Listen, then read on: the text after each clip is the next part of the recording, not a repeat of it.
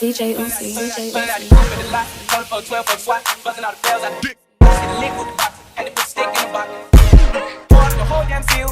DJ Uzi, DJ Uzi.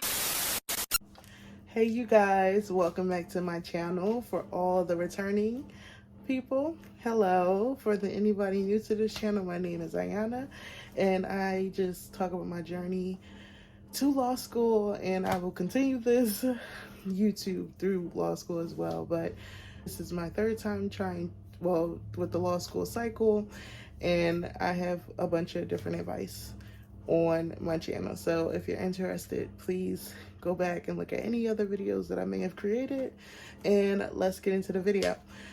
If you have not discovered already from the title, this video is going to be about some resources that I have learned about as of late that will help students with the LSAT, which is the law school admissions test, before you taking it, that I wish I would have known.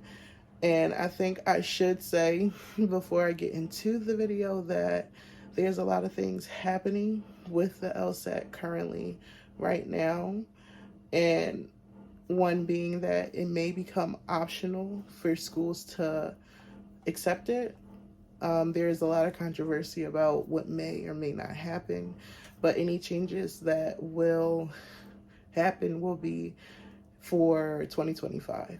So these resources will be helpful if you are trying to apply to go to law school in the next couple of years before then. So, and let's get into the video. The first program that I learned about as of late is the SEO Catalyst program. And the SEO Catalyst program is for students who may be underrepresented or may come from diverse backgrounds. And they give many students the opportunity, resources, LSAT materials. They help with the admissions materials. They introduce you to a lot of law school admissions who you can talk to, get advice personally. You receive help with the personal statement. You also receive a nice community support system for this time, especially when you don't have anyone who experienced law school, or you may be a first generation and just don't know anybody. This program can be really helpful for you. Their application deadlines, the priority is November 30th. The final deadline is for December 30th for this program. And the difference between the priority versus the final is just that you'll find out a little bit earlier if you'll get into the program. They do interviews, so there is a whole cycle on there. I will have a link down below for you to see the additional requirements for the program, but from many testimonials of some of the seminars I went to, a lot of people have great things to say about it. So this could be something of interest if you are struggling with the LSAT and need a little bit of help. My second one that I want to talk about is actually connected with the SEO Law Catalyst, but it's just a SEO Law Fellowship. It is fully paid. It's a program that allows underrepresented students, again, the opportunity to work in big law and to have actual experience, to see how it is to be in that professional environment. They give you a 2-week intensive training on professional development, legal writing, memos, just everything you would need to know before actually going into the law firms. Also, something I should be mentioning is the fact that you should be ready to apply for law school in this next coming cycle. Well, not next coming cycle, this cycle right now. For fall 2023, this is the cycle that you will be applying for in order to apply to SEO law.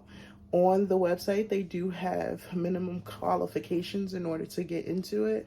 But when I went to a seminar with the SEO Law Fellowship, they said that you can still apply, even though the qualifications, you may not hit them, is all based off your application and what you're offering and what you show them. So don't be discouraged by that. They connect you with big law firms just all around America. So some places being DC, LA, New York, Houston, San Francisco, anywhere you may name it, but they definitely have a list on their website. I'm going to have that below as well. Going deeper into discussion of what they offer. Also, something I forgot to mention is the fact that they will give you 1L academic support if you get into the program. So they're not just going to like leave you off after that summer.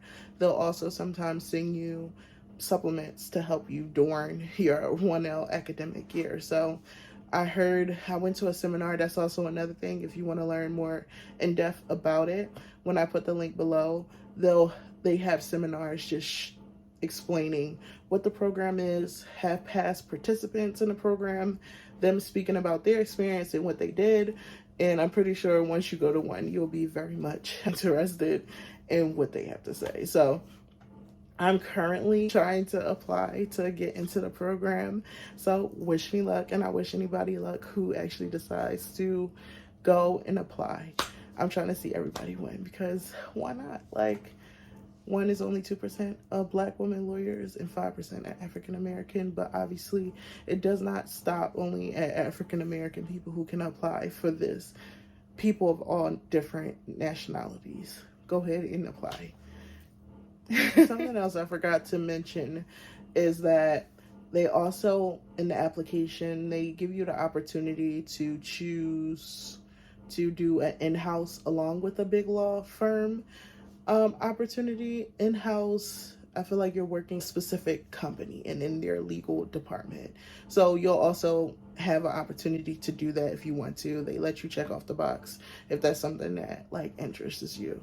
Also, I should say the priority deadline for this application is January 15th. The final deadline is March 3rd.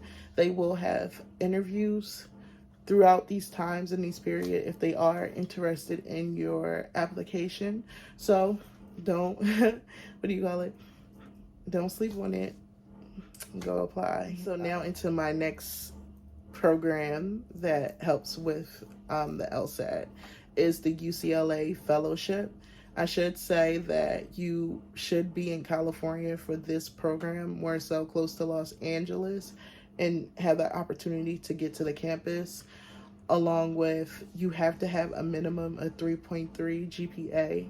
I did look further into it to see if there was any way you could like get around it, but they're really strict on that GPA minimum. So if you have a 3.3 GPA minimum and you live in Los Angeles or close to Los Angeles, then this may be a program for you. The UCLA Fellowship is a program that helps diverse people come into the law field who may not know anyone who is a lawyer or within the law admissions. They give you the opportunity to learn from UCLA instructors, faculty, with support for the LSAT. They also provide you law school admissions test materials in order to study. They help with your personal statements. They also assign you a mentor from UCLA who can answer any questions that you may have about law school or just the law school in general. They have a program that they do on Saturdays called the Law School Academies that consists of, like, I believe, different seminars, panels you can go to, just trying to give you as much information as possible in order to learn about law school and just your own journey. I did see on the website as well that they have a JD action plan where it helps with career guidance, counseling, and it provides you with academic support that can help you even when you go into law school. So they're not just leaving you behind to figure it all out by yourself, but you'll continuously have that support from this program once you're admitted into it.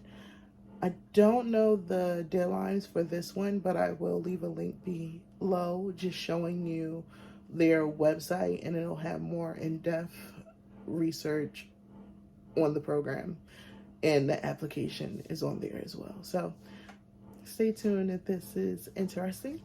The next program I would like to introduce is the Legally Black Fund. This program is a scholarship program specifically for African American women or women who identify as African American or Black.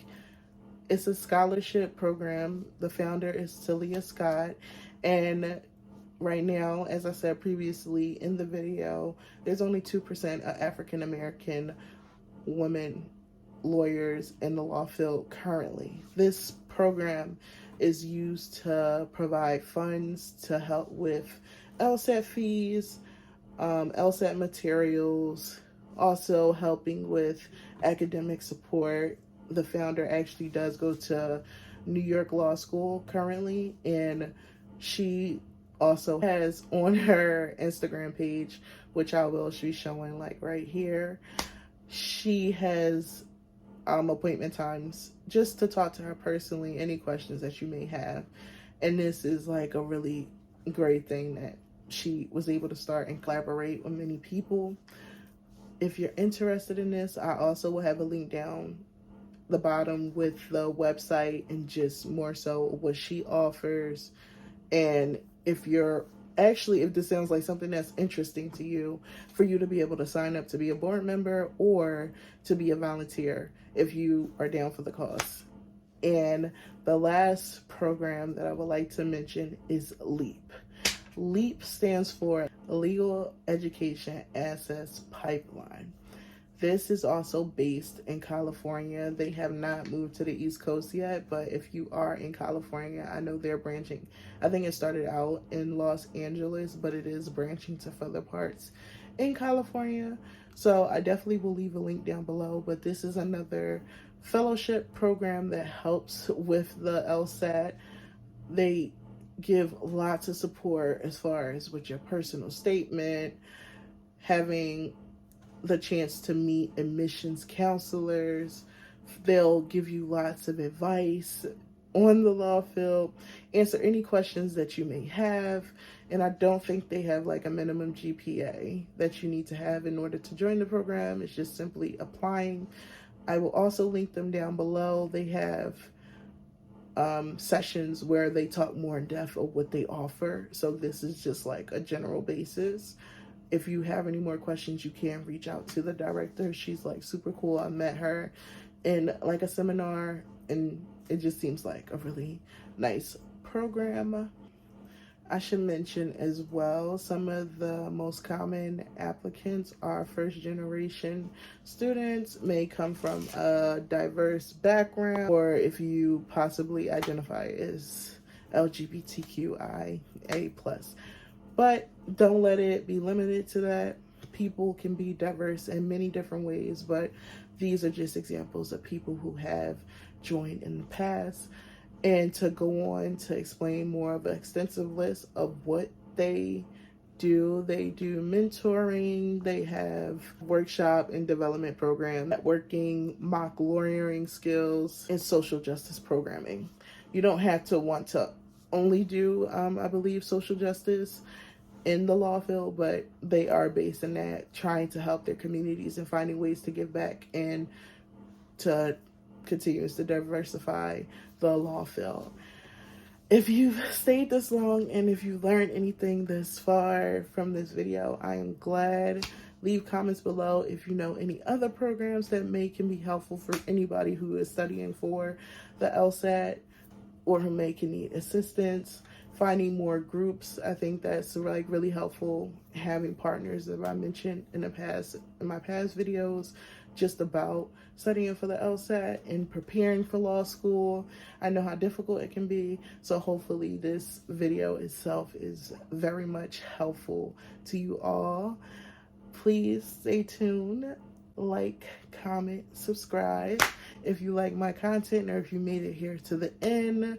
I will have many more videos to come just on this journey at the end of this law cycle that I can't wait to share with you guys. But once again, thank you for tuning in, and I'll see you guys soon. DJ Uzi.